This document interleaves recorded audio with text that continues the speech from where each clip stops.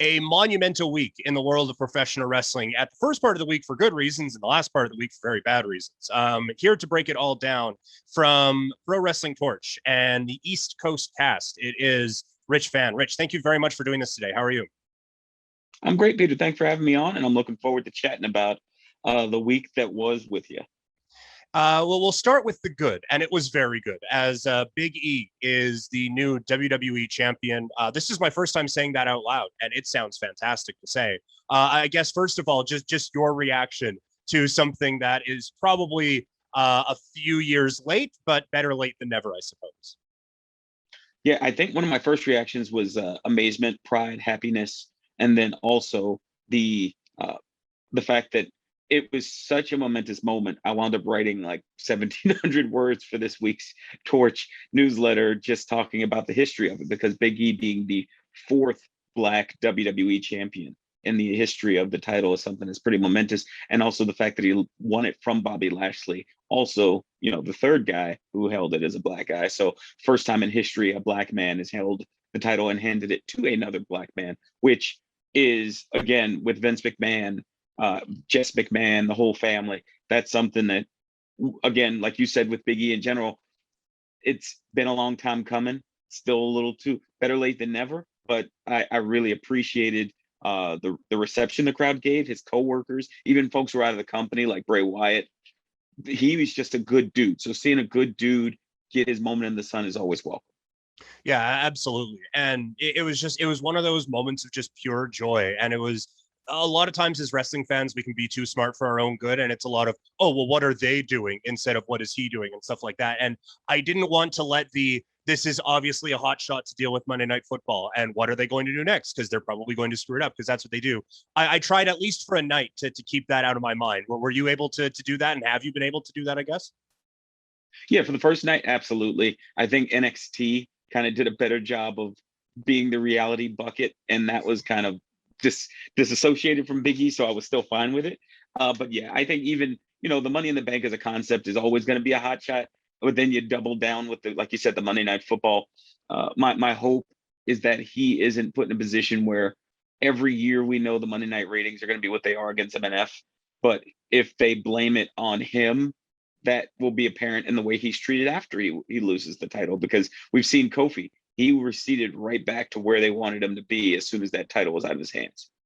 That is the crazy one to me. Like, if you just skipped wrestling for a few months, you wouldn't even known that this guy won the championship, right? Like, it was he was in a spot and then he won the title and now he's back in that exact same spot. And it's just like it was one of those seasons of a TV show where it was just a dream and none of this is real. Like, it's that part is absolutely crazy to me. Yeah, and it's, you've seen it with because I didn't want to do it with just the lens of a Black wrestler, because I know sometimes some of my non-wrestling fans of color kind of like, why is it always about race? Because you can think about Dolph Ziggler, right? He's in the similar position and he's won the title twice, the World Heavyweight title, and so that's there. But with the way you never saw with Dolph Ziggler's title losses get eviscerated, and that's what we saw with Kofi two times, both in losing the title and then in being a challenger to Lashley in Lashley's defense of it. It seemed like he shouldn't have even been in the singles division. And that was really disturbing, given, like you said, we had documentaries with him going to Ghana. We had him, Kofi Mania sweeping the nation. We had MVP, Lashley and others crying when he won the title. And it was just poof, like you said, a dream. Mm-hmm. I do think that it's tough to ignore the race part of this, as a lot more of the champions in WWE history have looked like me.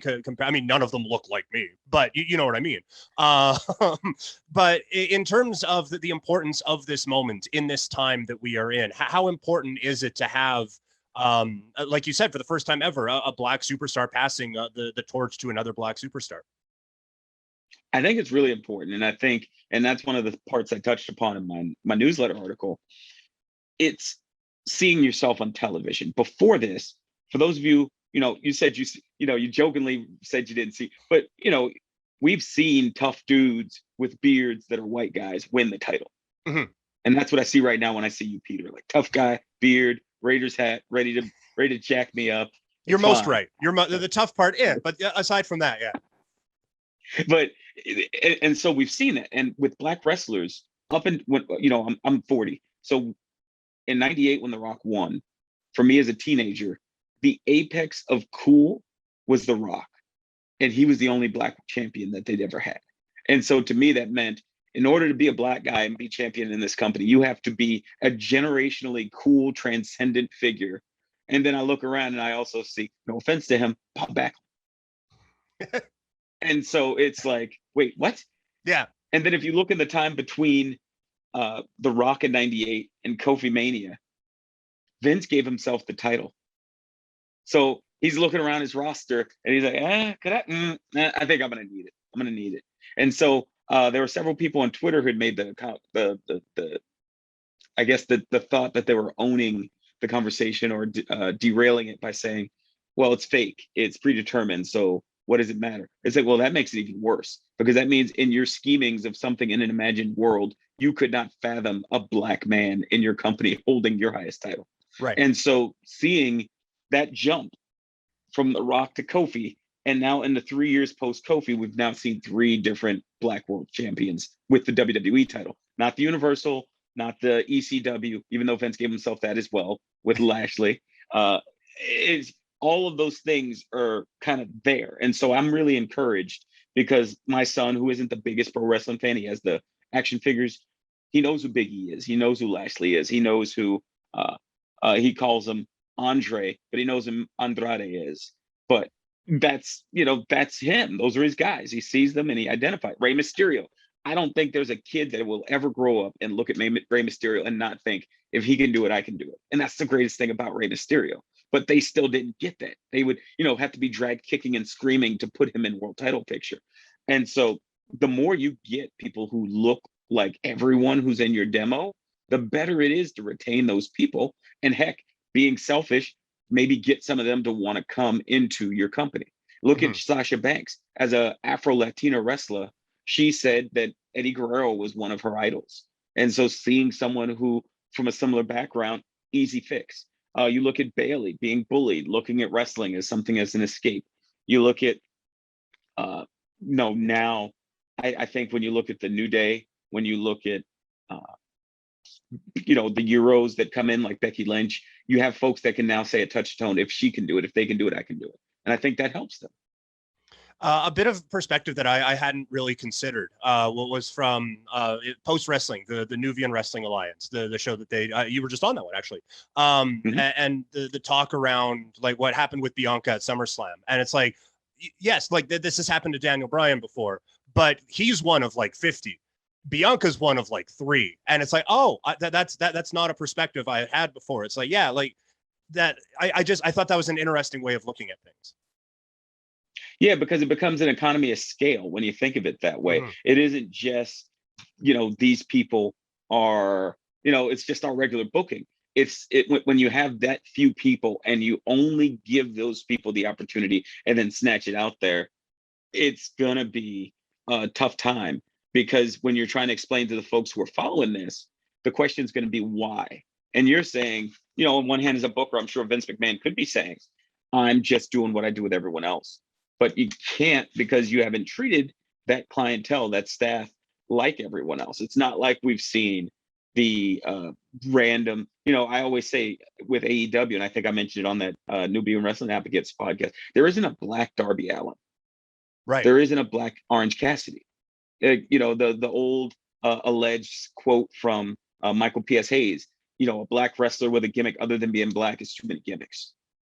And that's the stuff they're fighting against, because those folks are still in the higher echelons of WWE. And so as they try to develop these wrestlers, as they, I'm really happy with what's going on now with Bianca. She's in a position, she's not too small for the moment against Becky. Becky's, I don't know if I mentioned it there, but I know I've mentioned it at the Torch in some spots. Becky's the best person to be working with right now, because she is hell bent on getting women over and working with them. If this was, like old school Triple H, we saw that with Booker T. He had that opportunity, didn't take it. Now he tried to atone for it, in my opinion, with his years and years of acquiring, developing, and putting black wrestlers and other wrestlers of color in prominent roles in NXT. But as we see, that's being blown up like Wile E. Coyote right now too. So if you have that opportunity, being a helper is so much better. You mentioned Danielson. He was in a similar role in handing the torch to Kofi at Kofi Mania. Mm-hmm. And that was easy for him. It didn't take anything. One of the first wrestlers CM Punk mentioned in AEW he wanted to wrestle was Powerhouse Hobbs. Again, not hard when you want to be an ally in this and realize, hey, one of CM Punk's first things he did when he got to the main roster and he saw Kofi was, hey, you're riding with me. Those sorts of moments resonate with those wrestlers and resonate with me as a fan and as a columnist working with the Torch. Those, you can see the people who are about it and not just looking for the attaboy or the likes or retweets. Yeah. How important was it for Big E to do this while staying Big E? Like he didn't have to change his character to be a super strict guy or anything like that. Like he was just able to be himself the whole way through. I think it was very important. And I want to say that it was Nate and then several others I follow on Twitter that had brought up the astute point, including Shannon, who passed away, a friend of Cam's, Seahawk on Twitter. I'm sure everyone listening follows him. He's got like 1 billion followers. It's seeing a version of yourself or someone that isn't traditionally out there on television. Like having Kofi, Big E, and Xavier being blurs that are also cool, that can stand up for themselves, and just quirky. Like Big E's been quirky since the day he was on the main roster. I mean, the second him and AJ Lee and Dolph Ziggler got together, even when they were heels, the silly things he would do at Caitlyn, sniffing her shoe and stalking her, being on Total Divas, and hitting on Natalia's sister in the hot tub. And it's like, well, won't they? And even when Booker T said he had to be more serious, the very first thing he did on the next Raw was roll down the hill of the ramp.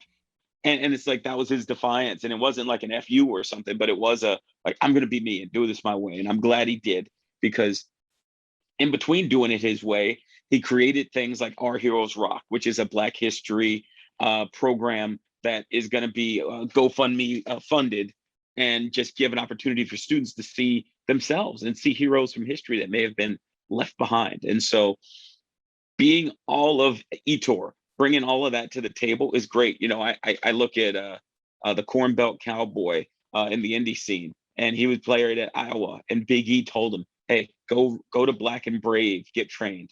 And that's him just doing it, being himself. He's not trying to, lift as you climb. That's one of the mantras one of my directors here at Pitt always says. And that's what I feel like Big E always has tried to do. I mean, heck, he mentioned Righteous Reg in the Black Wrestler 500 in his first interview as champion, and how he appreciated the spotlight being shown on folks in the independent scene that might not have already had it. So I think that was very important, because then it shows you don't have to be this corporate shill in order to change. Like Drew McIntyre could be Drew McIntyre without it being weird. So I'm glad that Kofi and then now Big E could do the same. Yeah, like Big E, the expectations, like you said, he has to be the corporate guy and he has to be the sell. And then Drew McIntyre can be in the main event scene talking about the Loch Ness Monster and this damn sword that he's using. It's like, we're not that far removed from Macho Man Randy Savage being the champion with coffee creamers in his hands. Like this is, again, that there's that kind of double standard that, I mean, it has existed for forever. Yeah. And it's one of those, as a Black person, one of the things is like twice as good, twice as bad. No, you got to do everything twice as much. Or if for those of you who don't understand, if you ever saw Kingpin, when the Amish gentleman is talking about he has to do half again as much as a normal person, and they realize they screwed up the whole concept of bowling. That's basically what Big E had to deal with. You not only have to be corporate, you have to be a character. You not only have to hit the right demographics, you also have to be a person that can reach every demographic. And you have to be a person that could be on the Today Show or Dancing with the Stars. And I think one of the kudos, because I don't want to slate WWE entirely. I think they have warts, they have things they clearly have blind spots on. There may be unconscious or conscious biases present. But when it comes to finding people's spots and then locking them into it, it's almost to a fault. Think about The Miz. He will do anything. My man's going to be gone for the next few months with Dancing with the Stars. He'll host a TV show. He'll do a movie. If they wanted him to go on one of those Mars X rovers, he'd do it and say he's the first superstar on the moon or first superstar to go into space. He is all in, and they enjoy that. I remember a couple of years ago when Charlotte was on the Today Show with Roman, And it became that reflection of this is who they want. Two beautiful people talking beautifully, representing WWE. Big E can do the same, but he also might, jump a peck or two. He might, do a booty joke, and it's fine. It's just him. He's just a wild dude. In terms of the actual wrestling TV show, what do you think is next for Big E? Like, who are some of the challengers you think get lined up for Big E in this title run? Well, the first off the bat, obviously a rematch with Bobby Lashley seems like it'd be in the cards because he can say, I was injured and all that good stuff. I know as champion, if health permitting, give him his dream of big meaty men slapping meat against Goldberg.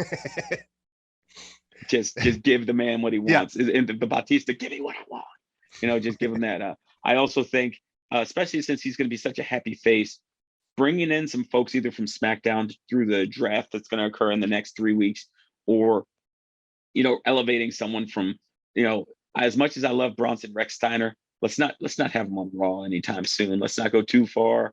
I feel like that's a very Vince thing to do, but let him cook a little bit. Let him cook. I do think Amos is down the line, and maybe I would hope an AJ Styles, because I think a Big E AJ Styles match would open some eyes. Much like I think there was a couple of years ago, there was a sequence they did during one of those gauntlet matches where people were like, "Oh crap, Big E can." Oh, it was him and Danielson. Him and Danielson had it during the gauntlet, and it was like, "Oh crap, Big E can wrestle." It's like, yeah, it's there. Yeah. Talking about big meaty men smacking meat. I don't know why. I would love a Big E Walter match. Like I think that would be. I don't want Walter anywhere near the main roster except for a meat smacking match with Big E.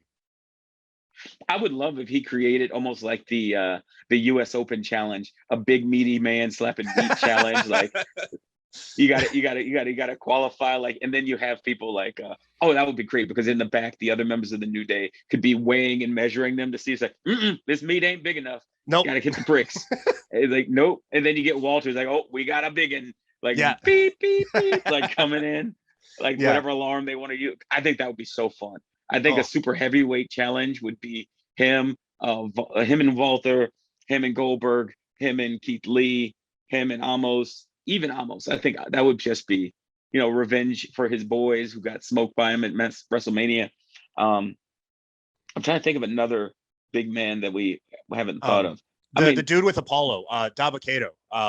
He's Dabba-Kato, yeah. He's a large fellow as well. Yeah, that's like basically Raw Underground reunion show. If they pull that off. Oh my God, yeah. So I think the sky's the limit as far as like the super heavyweight showdown, because there's so many guys that they can show. Can kind of Otis. I mean, heck, him and Otis can probably have a pretty fun match. Just keep it up, and then have a small guy occasionally sneak in, and they kind of, I was thinking about not one of the 24/7 guys, but someone that's like a nefarious heel. Like I could see Ali like weighing himself down with like extra weights, and he's like, see, I qualified, then like a 10-pound weight falls out of his pants or something. It's like, don't you wear shorts? And it's like, things like that where it's funny, but it's also competitive. And I think he's a great representative for that. And I think as champion, he's gonna have fun. Look at us giving these ideas away for free. What are we doing here? One last one on Big E. The timing of this is they just had the New Day podcast talking about mental health issues after the unfortunate events with Daphne. How important do you think the timing is it from that aspect of things as well, with him being so open about mental health issues? I think it's important because, one, with Daphne and her passing, it's timely. And two, it shows a level of vulnerability that you don't get traditionally with Black men, particularly Black men with healthcare. And so being able to open up, again, he's being a great role model, talking about how his football coach got him to go to counseling. And that was one of the best things that happened to him. And then, Xavier joining in and talking about his experience and how Tyler Breeze and some of his roommates at the time looked out for him and got him the help he needed. I think that helps, because when you see people like that who you think, it's always like the Pagliacci situation, where you see the clown or you see the entertainer and they're always happy and they have such pain that they're kind of working through on their own that they never show you. And so him opening that door, I think, is very brave and it's very bold. and it allows people to see themselves in him in a way that they might not have before.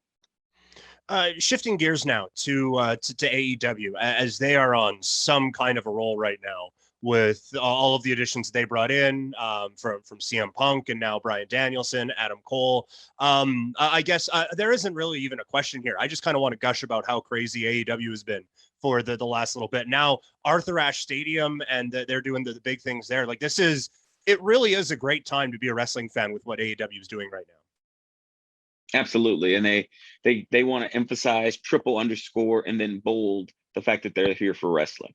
Mm-hmm. And that's awesome. You see it. Bryan Danielson this week. I don't care about the title. I want to wrestle you. That's a very Danielson thing to say. And that's the more they do things like that. And I think of it like the multi-stage rockets. You had these debuts, and then that goes, and then you have some more, and then that goes. And then in January, and I want to say end of the year, you have folks like Sami Zayn, Johnny Gargano, Kevin Steen, potentially up in their contracts. And those would be a great gets as well. But if they don't get them, I'll take those guys off the table. Who they have now, they're good. I mean, just the fact that Tony Khan is averse to doing a lot of the traditional Raw or WWE multiple replays of the same match. We have all these opportunities for fresh matches and fresh rematches. And, you have Hangman Page coming back soon from paternity leave.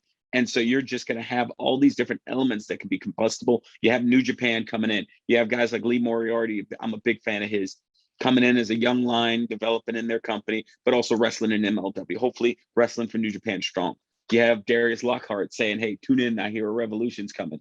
And so they're constantly turning talent over, bringing people in, developing someone like Red Death and bringing him from dark elevation to now he's a regular in their semi-main and main scene as a heel. And you don't blink an eye. And so, and I haven't even talked about the main character. You got Ruby Soho, you got Danielson, you got Adam Cole opening versus CM Punk. And I'm sorry, versus Frankie the Future. Well, not even that. I'm thinking like 20 years ago. Frankie Kazarian, back when he was teamed with Nova, he was going by Frankie the Future, and I saw him a lot of the indies here. But now you got Frankie Kazarian going up against Adam Cole, and Adam Cole doing story time, CM Punk doing commentary. It's just a really cool time to watch them hit every single thing out of the park. Now, that doesn't mean everything's perfect, but even when they screw something up like a Suzuki's theme because of time constraints, they lean into the meme that went out there with the Suzuki incident, and you made it part of the story. Very mobile, very, very, very mobile, and I love it. Yeah, like if WWE did the thing with the screwed up pyro in the death match, we would still be making fun of them for it. But AEW was like, yeah, we screwed it up. Kenny can't build a ring. Isn't that hilarious? And we were just like, yeah, it is funny. And they moved on. Like they hit every note perfectly. You went through the list there, and it's the thing that I am the most concerned with in AEW. Is it too much? Is it too many people? Because like the Joey Janela Sunny Kiss storyline right now has been a pretty good one, and it's on Dark Elevation, and like 9 people know about it. Like I do get concerned that with all the talent they have, and then like you said, Gargano and Steen and Sami Zayn, there's not going to be less coming in. I do worry sometimes that some very good people maybe aren't going to get the experience that they need to kind of take that next step.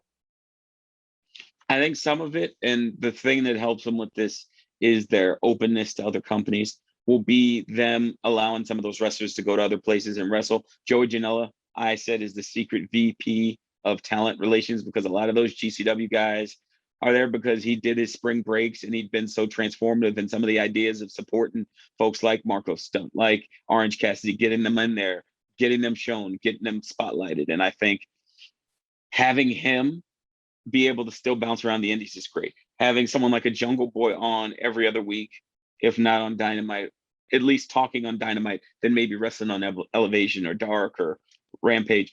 I think they have just enough roster-wise where it might be at the time where you send some people out and you say, hey, come back when you're ready and we'll welcome you back with open arms. Or as you get folks who are disgruntled like Brian Cage, if they feel like they could apply their trade elsewhere and they're not being used the right way, let them go about their way and see if they can prove you wrong.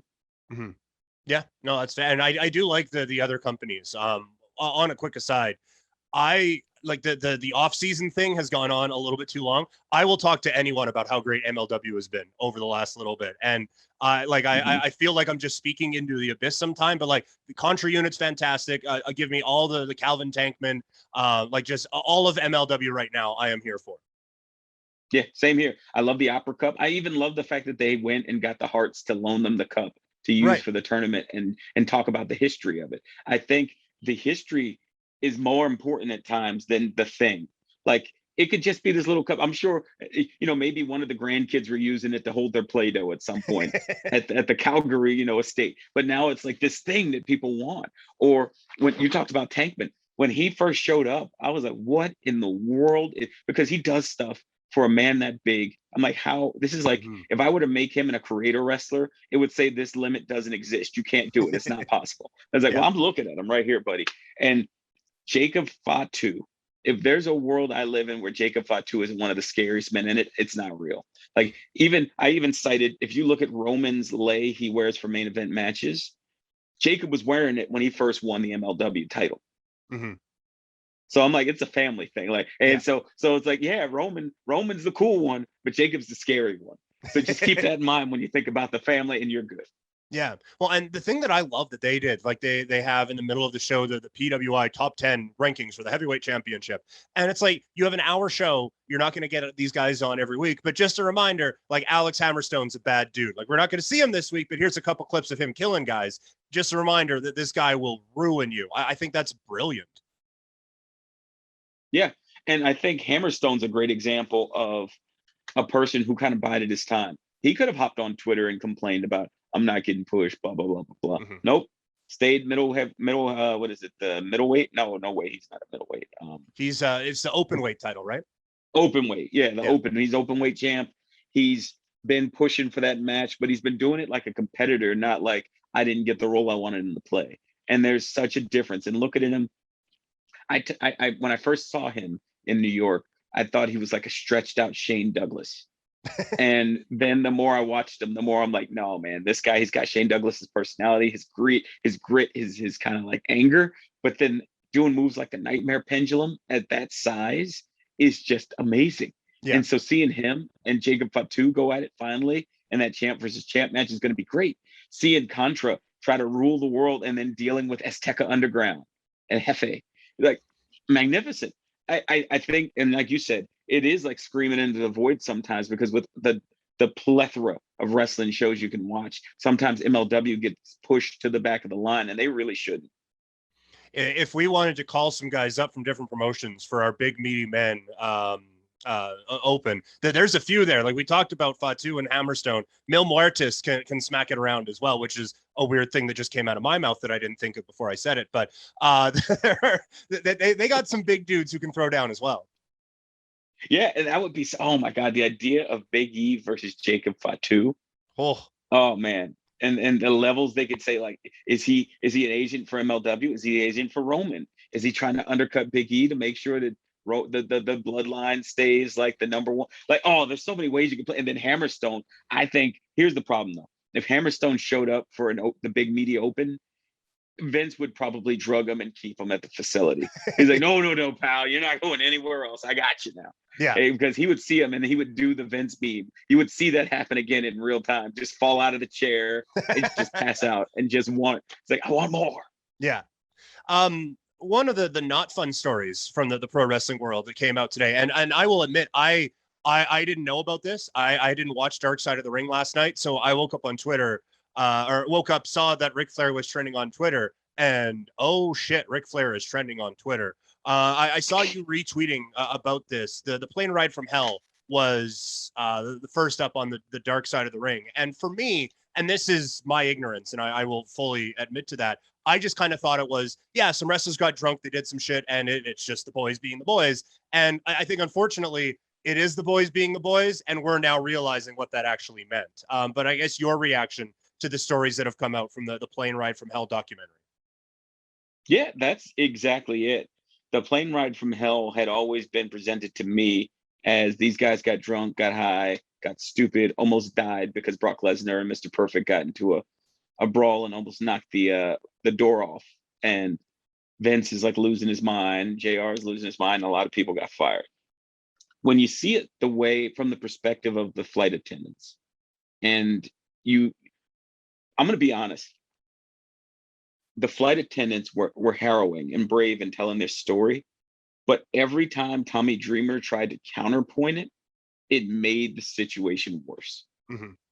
It was just so like, hey, yeah, Rick was standing in front of this woman. She doesn't know him from Adam. Yeah, his penis is out. He's got his robe on and he's walking toward her, but it was just a joke.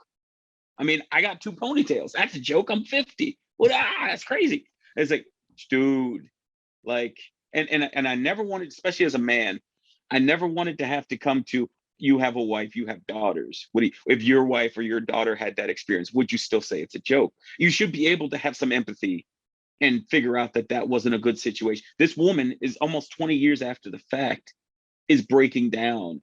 And his reaction to it is, well, if they were so offended, they could have done this in a court of law and it could have been adjudicated. It's like, do you hear yourself? Especially as the person who does talent relations for Impact, who got that job after there were allegations of impropriety from the person who left the position.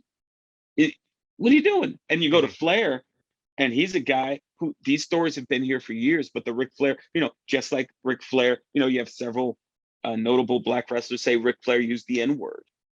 And he is bulletproof because he's Ric Flair. And I think folks have to realize that the idea of boys will be boys wasn't excusable then, and it sure as heck not going to be excusable now when you're trying to legislate it after the fact when Dark Side of the Ring covers it.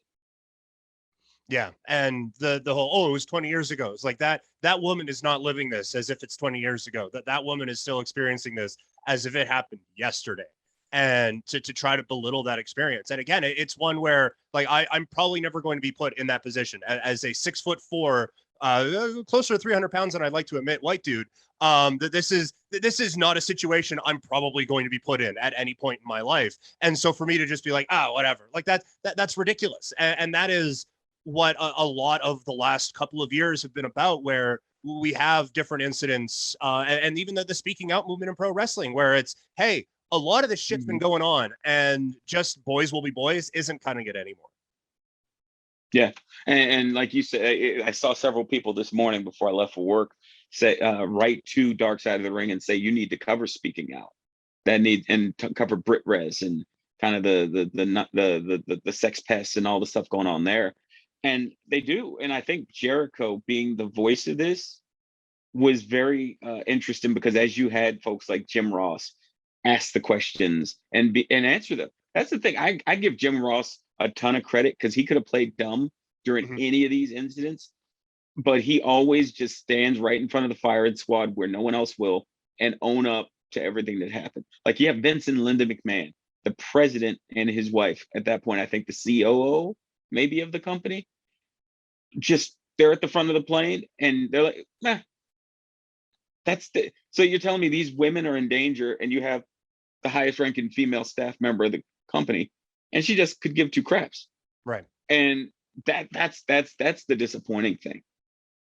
Yeah. And all of it is disappointing. And again, like I don't want to say I get it, but like for people who want to defend Ric Flair, because we've been cheering for Ric Flair this whole time, and it's like when Real American hits, first reaction, want to cheer, and then wait, we know some things about this dude now that aren't as great. Like I do in one, I don't want to say understand, but I at least see where people are coming from, where you grew up idolizing these people. You still want to have this image of the 16-time world champion and the guy with the largest arms in the world, brother, and cheering and reacting and all this stuff. And sometimes you just don't meet your heroes, kind of a thing. Like again, there isn't really a question in this spot. It's just like, I see where people are coming from, but you do also have to grow up. Like, you're not 9. Yeah. And that's where I loved RVD's role in this, because he actually said that, Peter. I know you said you hadn't seen all. He looked dead in the camera. You can see, he's like, that's what I learned from this. Don't meet your heroes. And I was like, you could see the haunt, like RVD seen some crap and he saw crap that flight. Yeah. And so it's sad. And, one thing that kind of in everyone going to the fire line for Ric Flair, they're leaving out the fact that Brock Lesnar, exposed himself to Terry Runnels. Mhm. Dustin Runnels was trying to like serenade his ex-wife on the plane. But then when he sobered up, he was an agent of help to get Rick away from the flight attendants in the back. So this was all wrong. And just, you would hope people could realize it and just say, do better, be better. And because I don't think the idea of, people say cancel, it's accountability. Right. Just like Randy Orton crapping in women's handbags, he's owned up. Like when Randy can own up to stuff, folks, that means it's time for you to own up to your stuff too. Mm-hmm. One of the things that I've talked about on this show and then other platforms that I was able to have before is that there's enough good stuff out there. You don't need to support the pieces of shit. Like there are enough good dudes out there in pro wrestling. We started talking about one of them. There are enough good guys out there in pro wrestling. You can just, I don't want to say ignore, but you don't got to cheer for these guys anymore. There are legitimate good guys that you can kind of put your support behind. Yeah. And that's the easy thing to do. When Terry Bollea showed who he was, it was easy for us to say, nice try, Terry. I'm out on you. Mm-hmm. When you saw that finally reflected a little bit during that Mania in Tampa, where, they would cheer for Titus and boo Hogan, and they had to kind of sweeten it up because can't have anyone realizing the Hulkster's getting booed, brother. Right. So I don't want to close on a bad note. So to close this off, what else we talked about a few promotions today? Anything else that's caught your eye in the world of pro wrestling that you want to give a shout out to right now? Yeah, I know right now Bushi Road isn't getting a lot of love for New Japan, but I would say Stardom. Wonder Ring Stardom is fantastic women's promotion in Japan. They have some of the best women wrestlers in the world, two of which are a tag team, Shiri and Julia. Currently, they're doing the 5-Star Grand Prix, which is kind of like their version of the G1 Climax, a round robin tournament where women are facing each other in blocks, getting points. Julia has a neck injury, so she's out. So she's going to be forfeiting some matches. But if you get a chance and you look on Stardom World or you look on their YouTube, they have a couple of free matches. And Shuri in particular, ex-MMA fighter, fought for UFC. She's a beast, man. Like the way she drops people, she takes open hand slaps like across it looks like you're getting hit with a brick. And it's just like, what is going on when I watch this woman fight? So I would say check that out. And I would also recommend strongly. I work in the Pittsburgh area. I work for Pitt. Check out Enjoy Wrestling, based out of Pittsburgh. They're going to have night moves in October. I want to say on the 8th. It's going to be a main event of Darius Lockhart versus Lee Moriarty. They've done some great shows. They're all free on YouTube. You can watch the first couple of TV ups there. And I would say those are the two I would recommend. Nice. Another one I kind of want to add on. I know this isn't like the super hot take or anything, but it's been real quiet around Ring of Honor basically since their Madison Square Garden show. And I feel like the TV is still infuriating because you'll watch, there'll be a pay-per-view and then there's 4 weeks of TV that don't mention the pay-per-view. And now there's another pay-per-view. It's like, who's champion? What did I miss? So that's infuriating. But when they do put on good shows, Ring of Honor still has some real good stuff. And I feel like we talked before about how there's all this influx of talent coming in. I feel like Ring of Honor probably needs to pounce on some more guys coming up here in the next little bit. Yeah, sign Tony Deppen. There we go. Rich, thank you very much for doing this, man. I've liked your work from afar from a long time, so I'm really happy we've been able to have this chat. If people want to find you, how can they do that? Yeah, sure. You can find me on Twitter at Rich_Fann, FANN, or if they want to listen to anything I do, search PWTorch. And typically I do the Deep Dive, which is a live cast show on Saturdays, everything with Rich Fann, and some other shows on the VIP side of things. But most notably, I started with the East Coast cast with Travis Bryant and Cam Hawkins, where we talk about wrestling, comics, life, and kind of try to mix it up as much as possible. So if you get a chance, go VIP. If not, try to listen on the live cast side of things for free. See if you like it. Let me know. And I always love feedback. Awesome stuff, man. Really appreciate this. Thank you. No problem. Thanks for having me.